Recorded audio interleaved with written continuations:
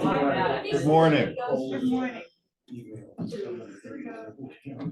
Today, we begin a five-part series titled From Jesus to God, and our teacher is John Barclay Burns. Good morning. Good morning. This is really interesting. I want you to take this home with you. He is currently grading how many papers?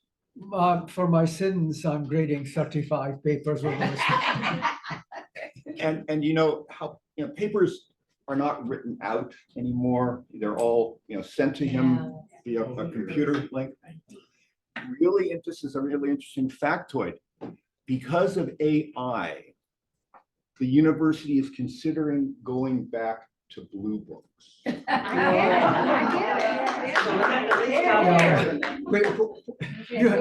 Which is not going to happen because you haven't seen their writing. That's the problem. There's no penmanship nowadays. So anyway, we'll see. So let me just give by word of introduction. Dr. Burns was born and raised in Scotland, where he was educated at the universities of Glasgow and St. Andrews. Good place. Oh yes, both good places. Did you know Tom Torrance? Not personally. No. But I know the Torrance family. Yeah. Scary bunch. Oh yes, I'm glad you said that. Dr. Burns is an ordained minister of the Church of Scotland, and he has served parishes in Scotland and in Toronto and Providence Presbyterian Church in Fairfax, Virginia. In 1986, you joined the Religious Studies Department at George Mason, where you are now Professor Emeritus. Yes. But still continuing to teach. Oh yes. You dragged me out. So welcome. Thank you. Glad to have you here. And the theme for your presentation for today is the quest for the historical Jesus. I love that title because it calls to mind a favorite book of mine by Albert Schweitzer. Ah, yes. The Quest for the Historical Jesus. And to make a proper beginning, I'd like to read, as kind of our prayer, its enigmatic final paragraph. He comes to us as one unknown, without a name, as of old by the lakeside. He came to those men who knew him not. He speaks to us the same word, follow thou me, and sets us to the tasks which he has to fulfill for our time. He commands to those who obey him, whether they be wise or simple. He will reveal himself in the toils, the conflicts, the sufferings. We shall pass through in his fellowship. And as an ineffable mystery, we shall learn in our own experience who he is. Welcome. Glad to have you here. Well, thanks for having me back. If I do a lot of this morning, it's because I forgot my middle distance specs. I don't really need them for distance, but anyway. When I was talking to Jacob a few weeks ago about this course, I was some of my favorite books are by Anthony Trollope, the British author. The series of novels set in Barchester in the 1850s, about 5 of them set around the cathedral and its clergy. And in the first one, the warden, the British government at the time were looking at the universities of Oxford and Cambridge, which had fallen into evil days, and they were looking at the Church of England because there were all of these sinecures and special positions that had been from the Middle Ages, and people were profiting from them and not doing very much. Well, Trollope invents Barchester, average cathedral town, and he invents this little body called Hiram's Hospital, where 12 old beadsmen have been kept from a donation in the Middle Ages. In the interim, the warden of the hospital has acquired a very nice house, a very nice garden, and a very comfortable income. Mr. Harding. Mr. Harding is also the precentor at Barchester Cathedral.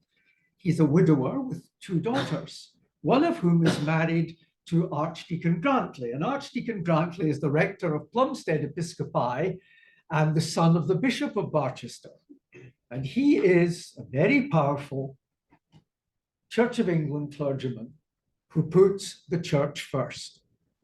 Well, once the government turns its eye on Hiram's Hospital, Mr. Harding, who's a nice man, feels that perhaps he should give up the position so that more money could be given to the old beadsman. Well, of course, the Archdeacon is having none of this.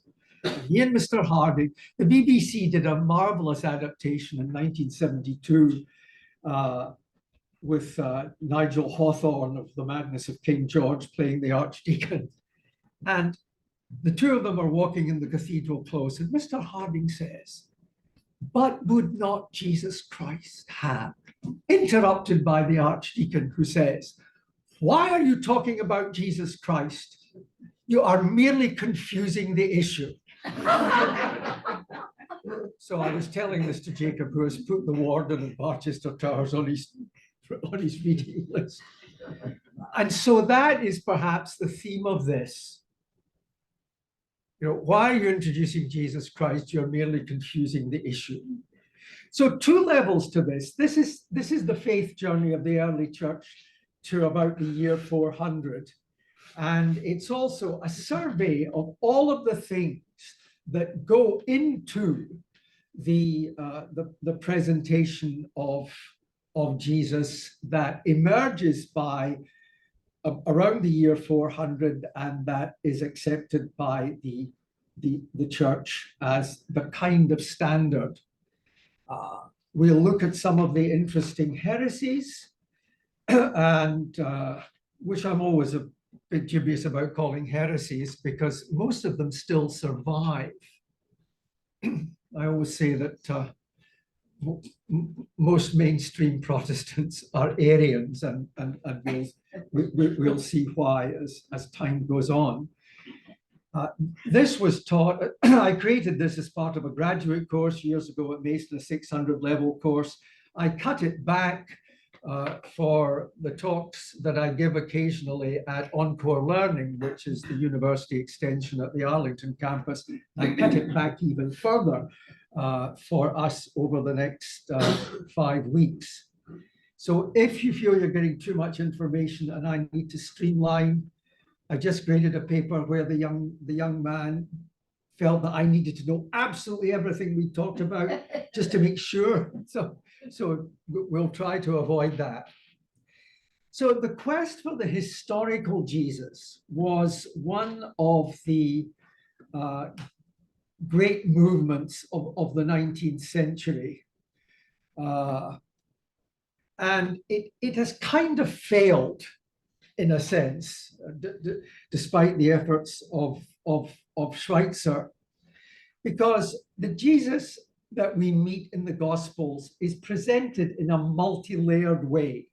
He's presented as a kind of itinerant holy man who wanders about with a group of followers, not an uncommon type in almost any religion, as an itinerant preacher who is on the edges of the mainstream Judaism of the day. He's presented as a miracle worker. He's presented, despite a lot of efforts to cast him as a political revolutionary, I tend not to be, too much in favor of that, but let's include it. And he's certainly presented as a messianic figure. So if you read the Gospels, that's what you get. If you read the Gospels carefully, that's what you get. And so the fundamental question is, how does this complex figure become part of the unified Godhead? And so when we get to 400, I hope we will have discovered why, or at least the reasons. And again, always remembering that the first Christians, as Christians have always been, are people of faith. And it's it's their interaction and reaction to both the memory and to their contemporary experience of this figure that creates this. I'm still a believer that the academy and the church can work together. I mean, I belong to the intellectual tradition of the Presbyterian Church, very much so.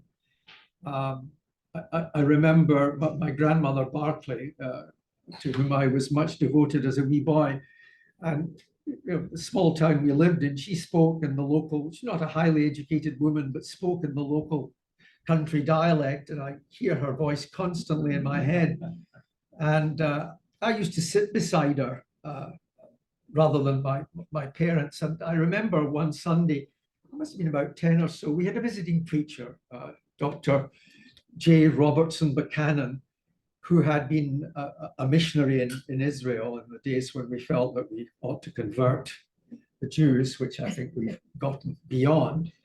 And he preached, as I can recall, he preached a very dreary academic sermon.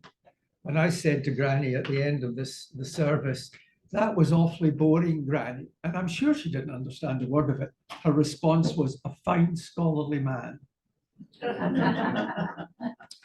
So let's try to do that. So first of all, I want to look at the ancient Near Eastern and the Old Testament background. I mean, my PhD was on the mythology of death in the Old Testament and the ancient Near East, and I live a lot in the ancient Near East. Dr. Fritsch, who is the Old Testament Judaism person at Mason now, absolutely delightful young woman. She said, "I use your syllabus for Old Testament, John, but I don't spend so much time in the ancient Near East." But a couple of important things. In all ancient Near Eastern religions in Mesopotamia and Israel, you had the high god who had created, but had kind of retired. The Latin phrase is Deus Oteosus, the leisured God. Remember, at the end of the 6 days of creation, the seventh day is taken off. And in ancient Mesopotamian religion, the gods sleep, the creating God sleeps a lot of the time once he's done his work. However, he has a CEO, usually the storm god, who is the active god in the cosmos. In the ancient Mesopotamian religion, the god Anu is the creator god. The god Enlil, whose name means Lord Storm, is the creator god. He is the active deity in the cosmos. In Mesopotamian tradition, he sends the flood, for example, and he is very energized.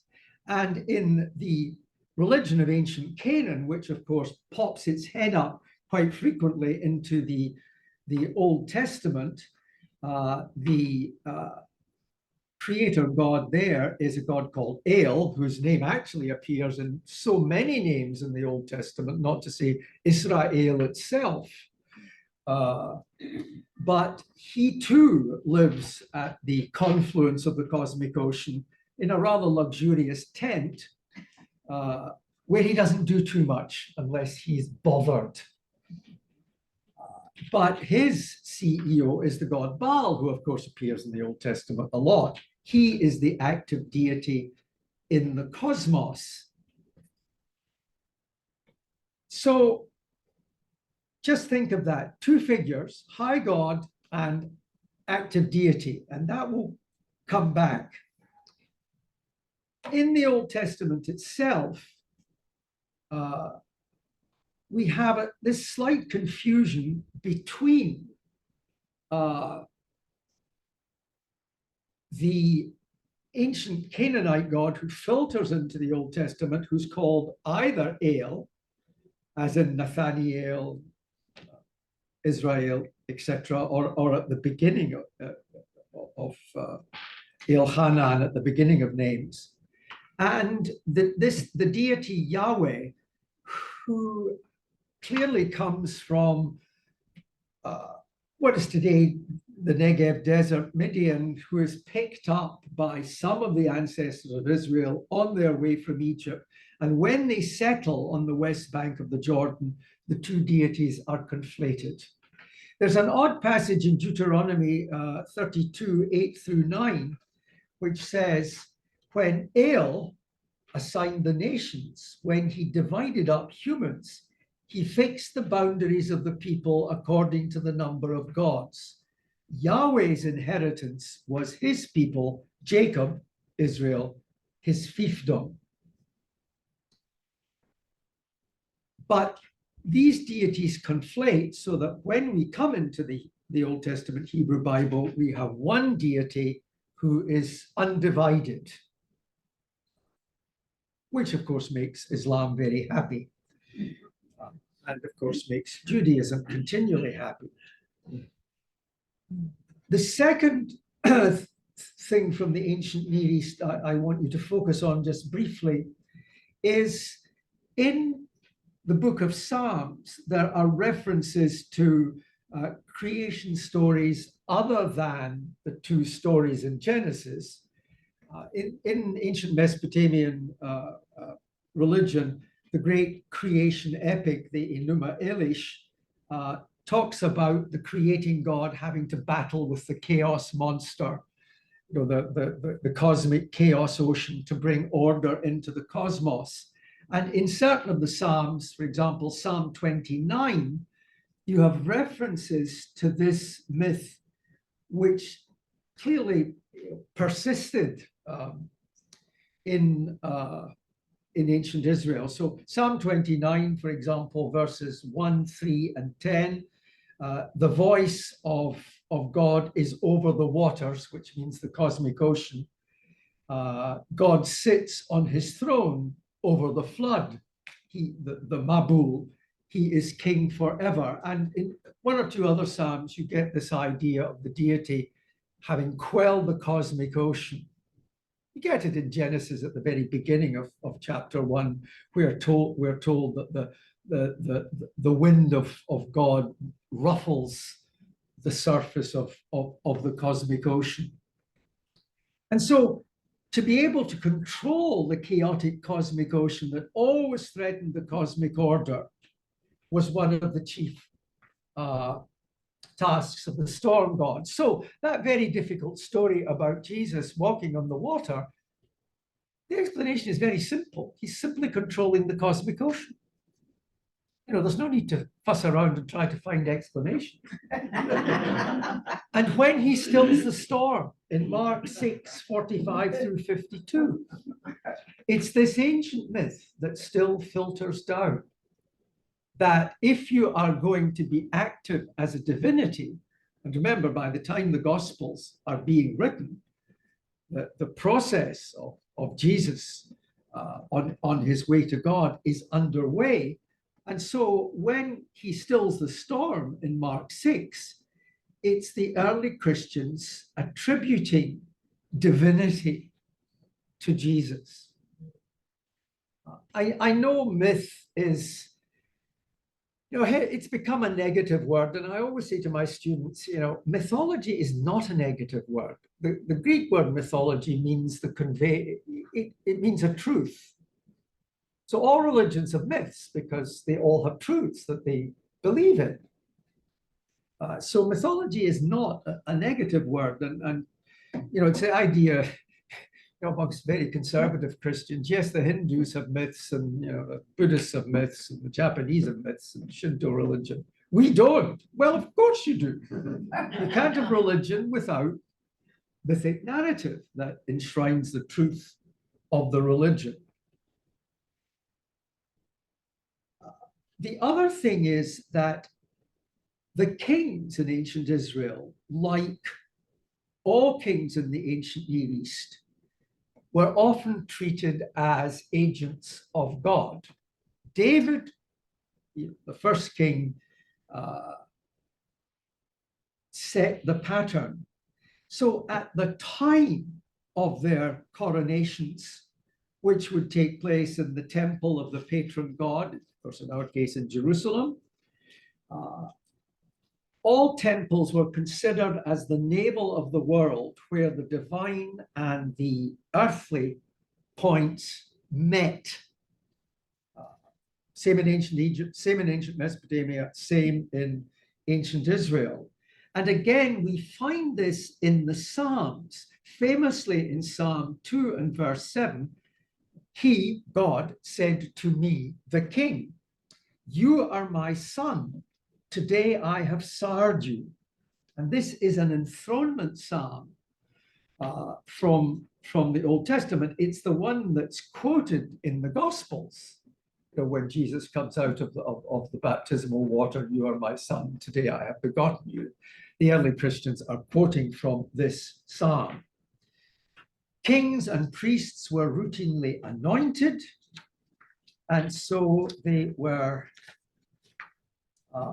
messiahs. The Hebrew verb masha is just simply to anoint with oil, and so they were messiahs. So filtering all of this in, historical Jesus will leave behind just for a bit. Ancient Near Eastern background, which persists. I mean, one of the famous examples of that is, you know, the discovery of these cuneiform tablets in the 19th century that had earlier flood stories than the story of Noah, which my students have just been reading the Epic of Gilgamesh for their sins. And you know, and mine. And of course, when this was discovered in the 19th century, at the same time as Darwin was, you know, it was a very tumultuous time. That up till that time, story of Noah was the story of Noah. Oh, no. We found 3 earlier editions that go back thousands of years. And so it filters into the Old Testament, filters into the New Testament. And the idea of, and we'll come back to this later, but the idea that we see in Daniel, where the heavenly court assembles and the Ancient of Days takes his seat on the throne, and then one light to the Son of Man appears. It's the creating God and the CEO. And in fact, the phrase Ancient of Days goes back to Canaanite mythology, where the old god El is always described as long in days.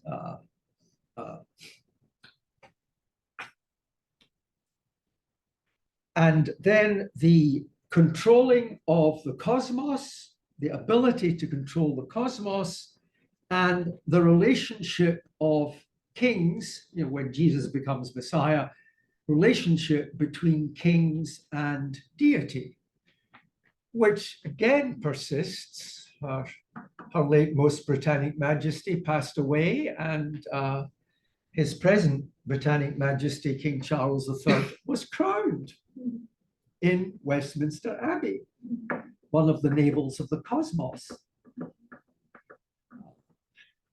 How long it will survive, who knows? But they call Charles and Camilla in Britain Fred and Gladys. Just as they called the Duke of Edinburgh and the Queen Philip and Brenda. But so we'll see how long they survive. I mean, I'm always conflicted because I've been a US citizen since 1988, and I have my US passport. I also have my British passport, my post-Brexit passport. Another disaster. So we'll see how it goes. Now I want to move to, and I you know, when we finish, I'll share my full text with you. But what I want to look now at, just look at my overheads.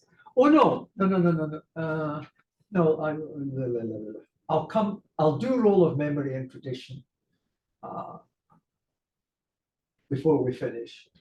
So we've done this what I want to do now is to look at the wisdom tradition in the Old Testament. We all know that there's the Torah, there's the law, there are the prophets, but is this wisdom tradition, which I've always been interested in, which is exemplified in the book of Job, for example, and Proverbs and Ecclesiastes, but elsewhere.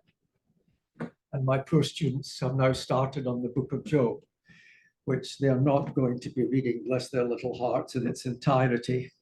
They would jump out of windows. But we'll read selected excerpts. We did a pastiche of Job chapter 1 of the Heavenly Court, where I assigned roles to God, to Satan, and various other people. So they thought that was a lot of fun. So we'll see how it works. But the wisdom tradition in the Old Testament really starts, in my opinion, and could we maybe switch to the translation, We'll try. Scott?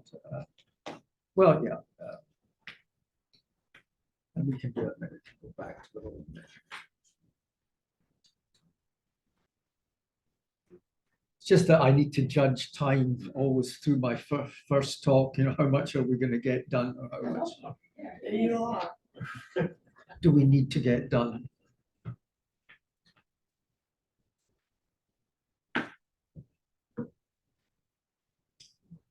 Oh, great, great! And you have the hard copy, but this is for our Zoom people. You know, when we were growing up, Zoom was a sound that a car made. Now it's something totally different. I always seem to be on Zooms. I can actually call up a meeting on Zoom. So let's look at Genesis 3, 1 through 13. And I have done my own translations because I'm never particularly happy with other people's. Now, Judaism believes that the fall story is a story about disobedience, and there is disobedience. Christianity, thanks to St. Paul and the sexually conflicted St. Augustine, has obsessed over the sexual aspect of this. And certainly in the Hebrew Bible, sex does imply knowledge, and to know in classical Hebrew, you know, Adam knew Eve, his wife, and she conceived. But I have always regarded this as a wisdom story in which the woman becomes the conduit of the knowledge of good and evil. And so it's through the woman that humans become fully human. Because remember, God says, well, let me just read the translation aloud. Now, the snake, and this is not the devil. I've been trying to persuade my kids that, you know, the Satan in the Hebrew Bible has nothing to do with the devil, whom we'll meet a little later on. He's just a talking snake that's been planted there.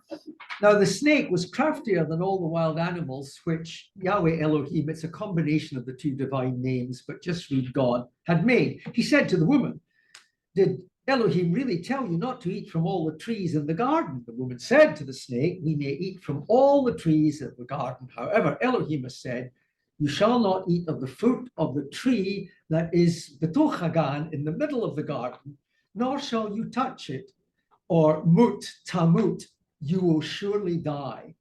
The snake said to the woman, "Of course you won't die, because Elohim knows that on the day you, and in Hebrew it's just at that very moment, you eat from it, your eyes will be opened and you will become like Elohim, God or the gods, knowing good and evil."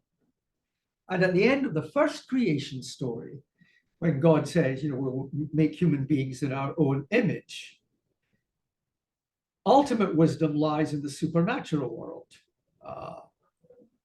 One of the optional essays that I gave on the Epic of Gilgamesh was, how does wisdom and knowledge operate in the unfolding of this story?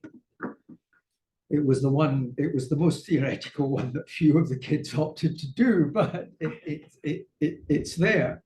And so the woman saw that the tree was good for food, that it was pleasing to the eyes, and that it was desired to give wisdom. And Hebrew has quite a few words for wisdom. There's chokhmah, which is the standard word for wisdom. You get it in Arabic, hakim, it's the same word, chokhmah. Then there is bina, which is understanding in the sense of discernment. The root verb means to cut between things. So bina is to interpret, and that's, I think, the word that's used here. And then there is da'at, which is just simply knowledge. But so she takes from the fruit and ate it. She gives it to the man beside her, and he ate. Then both their eyes were open, and they knew that they were naked. And there is a word play in Hebrew, because the word for crafty is arum, which the snake is, and the word for naked is erum. And any translation misses the word play in Hebrew, which is, one of the young ladies in my class, she's a Pakistani girl, and she's a Muslim and speaks Urdu. And we were talking about language in relation to religion, and she said, well, of course, I really don't know much Arabic. I just know enough to read parts of the Quran and prayers. So we can't expect our Christian congregations to read Hebrew and Greek, much as I would like it, but there we are.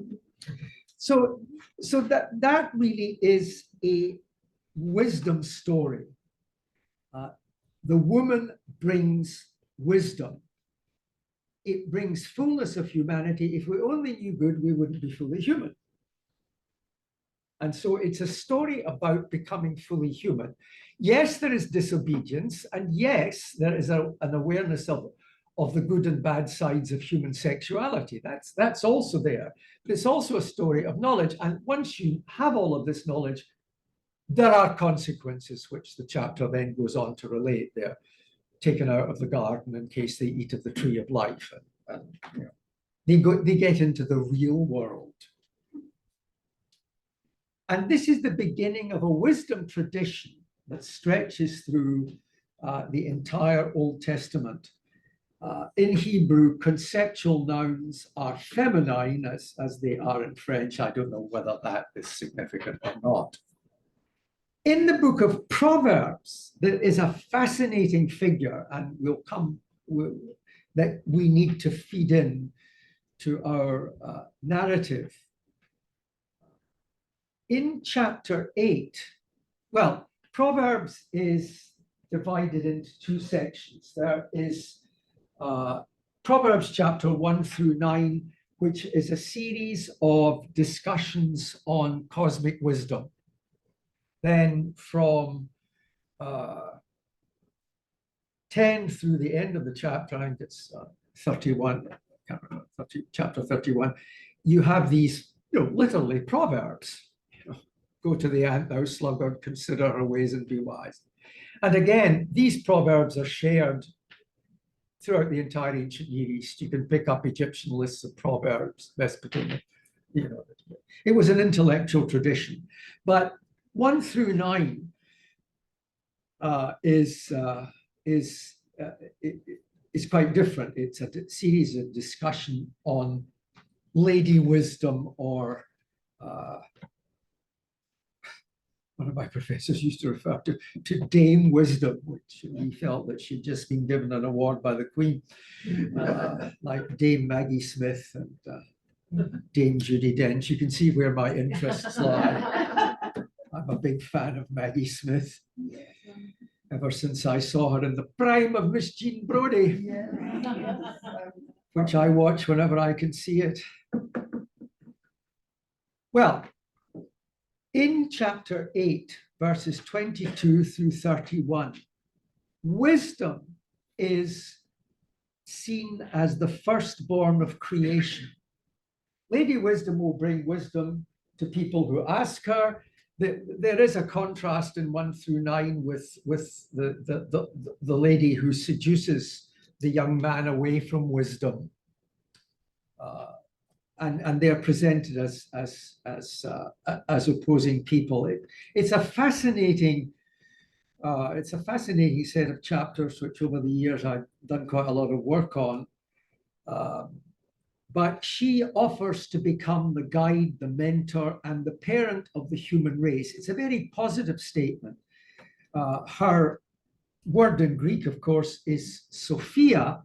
And this idea of wisdom as a cosmic force did prove very enduring and would occur in a brand of Christianity called Gnosticism, which we'll take a brief look at in our travels. But in both these contexts, the agent of divine purpose is female. Again, whether this is a connection with conceptual nouns or not, who knows? So in Proverbs 8, in the translation, is the Lord created me as the foundation of his ways, the first of his created acts long ago. At the very beginning, I was formed, first before the foundation of the earth. When there were no cosmic seas, I was born. One of the things we'll be looking at as we get towards the end, for those of us who manage to stay the course, is Jesus part of the Godhead, uncreated, or is he created at a point in time? And by the 3rd and 4th centuries, this had become a big problem for the church, a problem that we'll see is never quite resolved. But here, wisdom stands just before creation begins. And so a lot of Christians, and we'll talk about the shift, but a lot of Christians in the Christian centuries, like the Arians, like the Nestorians, would believe that Jesus is subordinate. If he's begotten by God, then he must be slightly subordinate. He can't have coexisted in the Godhead from the beginning of time. But here, it's before. But it's before. Before the mountains had been planted. When he established the heavens, I was there. When he drew a circle on the surface of the cosmic ocean, he was there. When he fixed the limits of the cosmic ocean, when he made strong the pillars of the earth. So there, then I was at his side, a master worker, oddly enough in masculine, and his delight by day forever, rejoicing in the inhabited world and being glad for human beings. So here you have this concept of the agent of creation who is female, but exists before creation and is also created by God. And this too will filter into our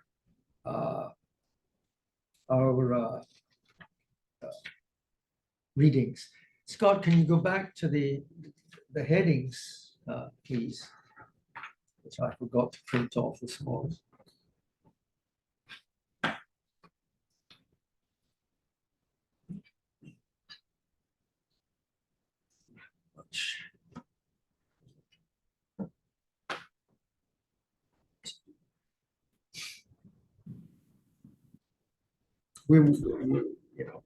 The heresies will slow us down. Yeah. So now we've done Lady Wisdom. So let's go back to the role of memory and tradition and putting Jesus in context, which is a better idea than this, because this will lead us into the next section.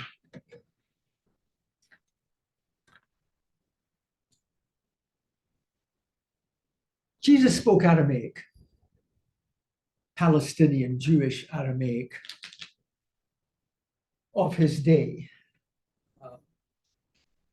And yet we have precisely 3 Aramaic phrases in the Gospels. One word indeed, is Ephatha, when he's healing the deaf man, which is Aramaic for open. It's an imperative. The root pathach in Hebrew means to open. It's the same in Arabic. The opening surah of the Quran is El-Fatiha, which is the same word.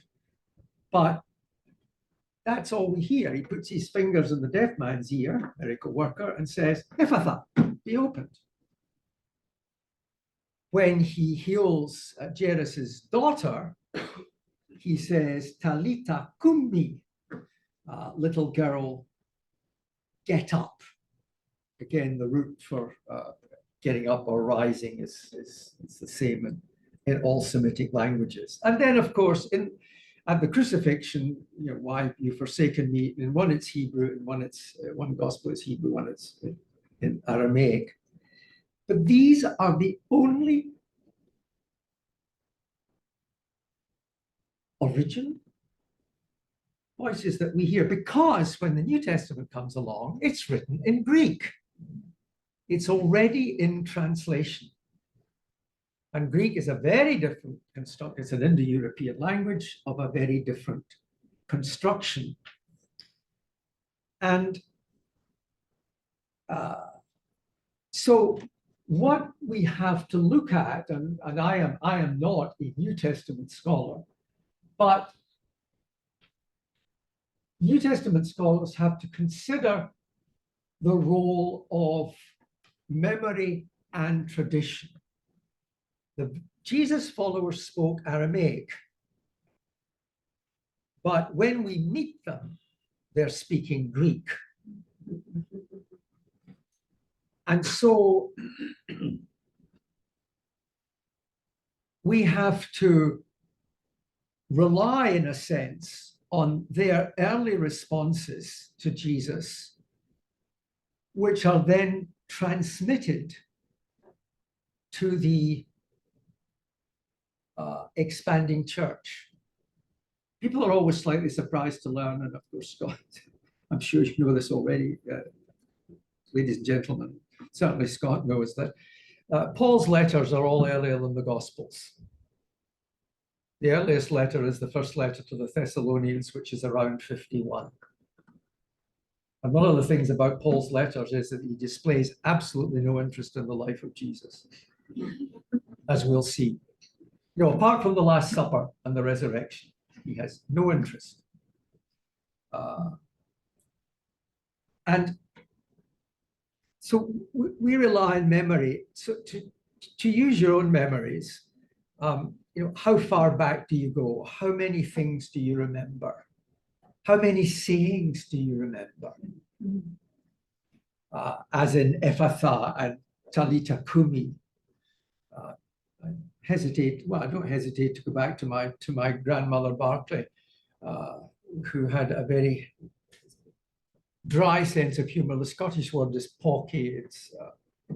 It's even better than dry, but and through my mother, of course, and I would hear things that she said, but they're conveyed in dialect Scots.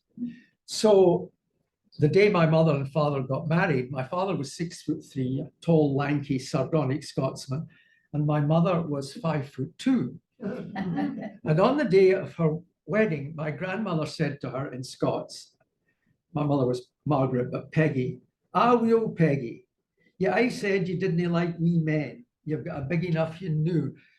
Peggy, you always said you didn't like small men. You've got a big enough one today.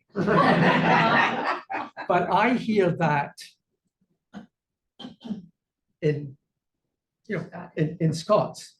And there, and I'm sure if you go back, there are sayings that might have been attributed to your great-grandmothers, great-grandfathers, that are passed down through the family. And so this is the gap that is bridged between the Jesus' first followers who spoke Aramaic. One of the issues in New Testament scholarship, which I mercifully didn't have to deal with, is, did Jesus speak any Greek? Because Greek, Koine Greek was spoken pretty universally. And we know, for example, that there were Greek-founded cities and towns on the other side of the Sea of Galilee, the Pentapolis, where people primarily might speak Greek. So the Aramaic and Greek, people might have been bilingual. Who knows? So that is the issue that we have to rely on memory and to rely on tradition.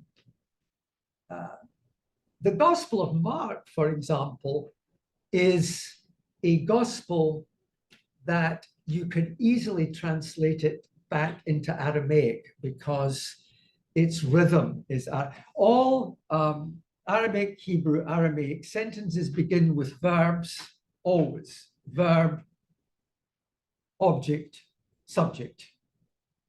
And in Hebrew, Hebrew doesn't like dependent clauses. It likes ands. And it has a little phrase, vaihi, which is translated in the King James Version as "it came to pass." Vaihi achari mot Shlomo, and it came to pass after the death of Solomon. Well, you get this very much so in Mark. In Greek, it's kai egeneto, and it happened. And so if you read, the one thing about the King James Version, apart from very difficult English now, is that by some miracle, they followed both the Hebrew and the Greek structure and yet produced this marvelous English. So if you're looking for miracles, you can see how my translations are a lot more pedestrian than that, if maybe they're a wee bit more accurate, but there we are. And so when I was at St. Andrews, I will be stopping for questions. When I was at St. Andrews, the principal of the Divinity School was Professor Matthew Black, a man of few words and formidable intellect, who once didn't speak to me for 6 weeks because I contradicted him in a seminar. He was right, of course, but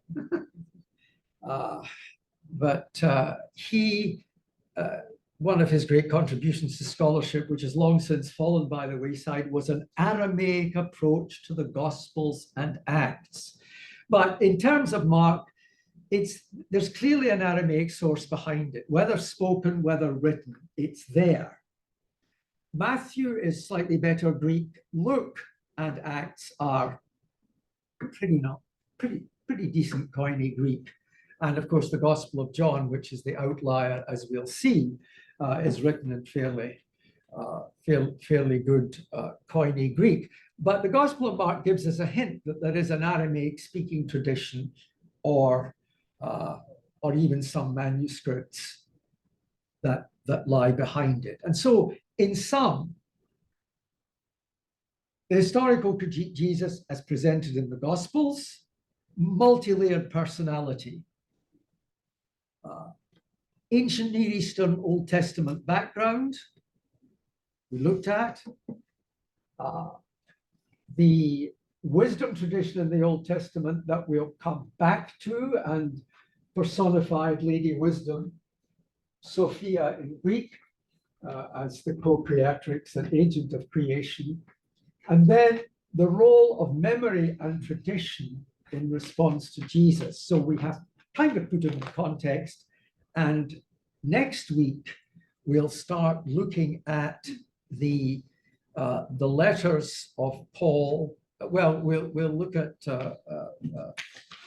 Daniel and then these odd Enoch books next week, and then we'll take a look at the letters of Paul. So I am open for questions, comments, violent disagreements.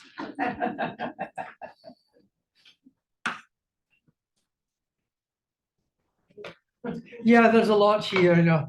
My students are taught to do that, which means too much information. I always tell them to edit out my Scottish childhood stories.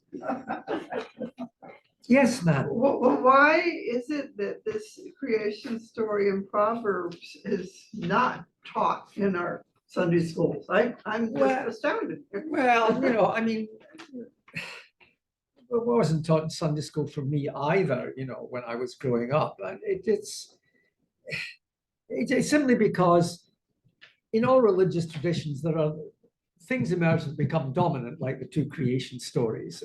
So that Proverbs is not a much read book. I mean, I think most people know it as the last chapter. Who can find a virtuous woman? Her price is above rubies. And as my father always used to say, and how much is ruby?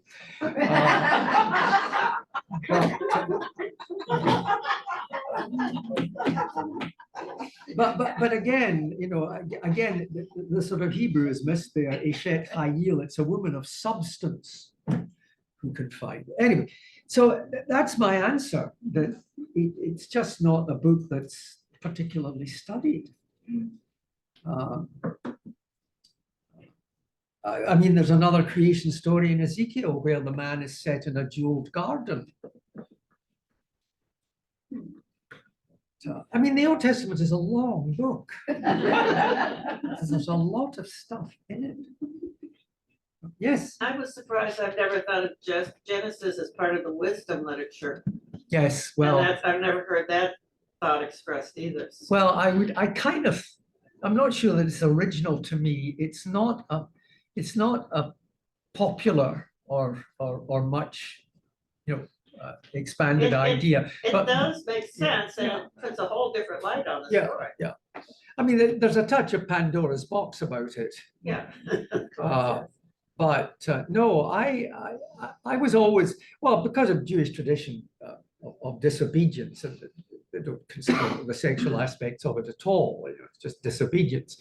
But then, of course, St. Paul and the blessed St. Augustine, Lord, make me good, but not quite yet, have kind of, this definition of original sin, good Calvinist though I am, I've never been particularly keen on that.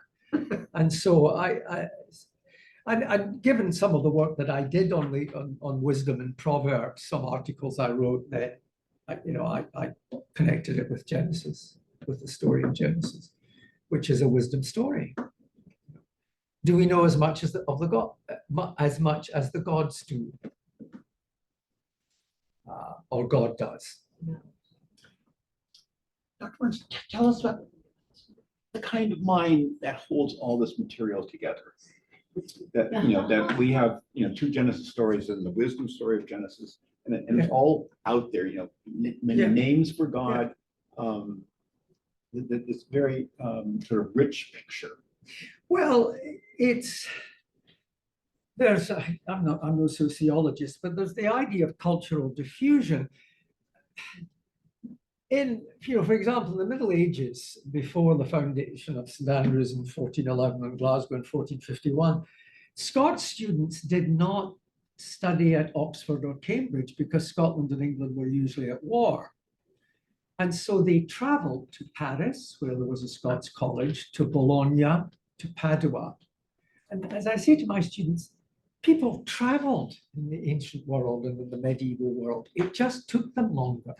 They might not get there, but ideas, if you look at ancient Mesopotamia, the Sumerians, the Assyrians, the Babylonians, they've created this marvelous body of cuneiform literature, a lot of which is still not translated. I mean, the people going into Assyriology, and I, again, I'm no Assyriologist. There's so few of them because, it just doesn't pay. You have to be committed to learning 700 cuneiform signs and reading tab. I mean, I can read Akkadian in transcription, but not signs. And so you have this body of shared literature. For example, the structure of the Book of Job reflects two texts from ancient Mesopotamia in which somebody who is in a bad way has a chat with friends.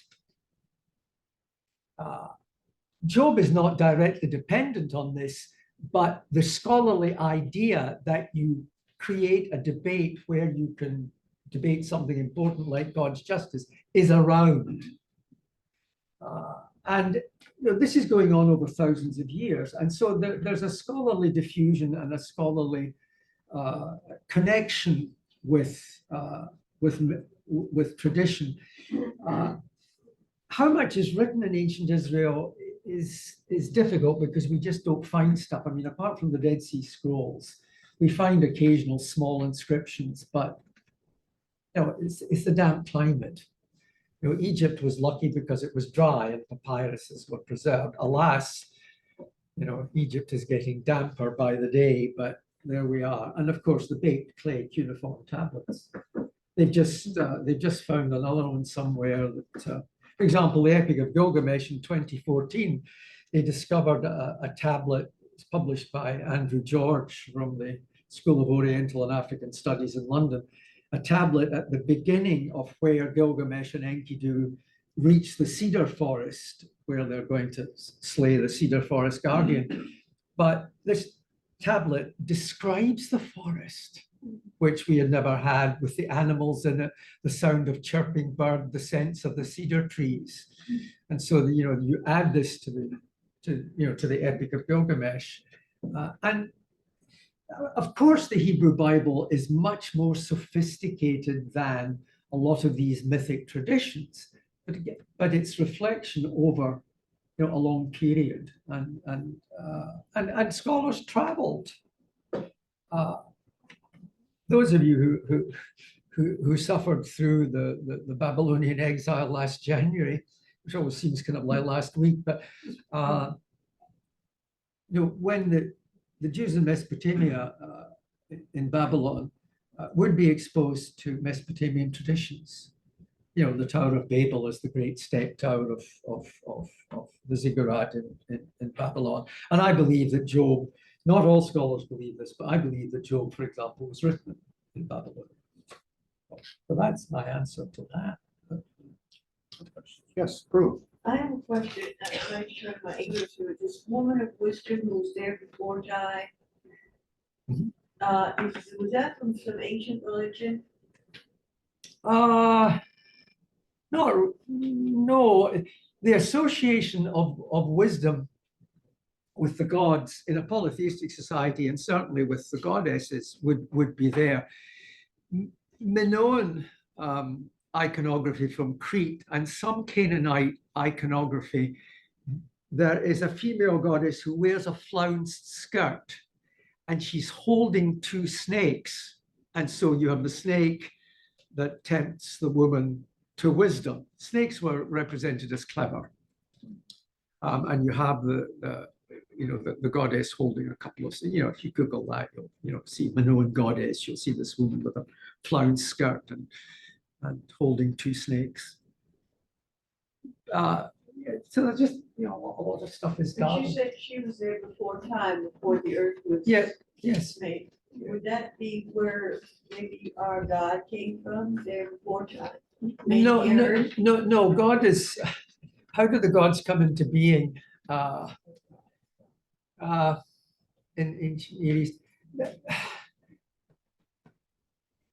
In Egypt, the gods emerge out of the primeval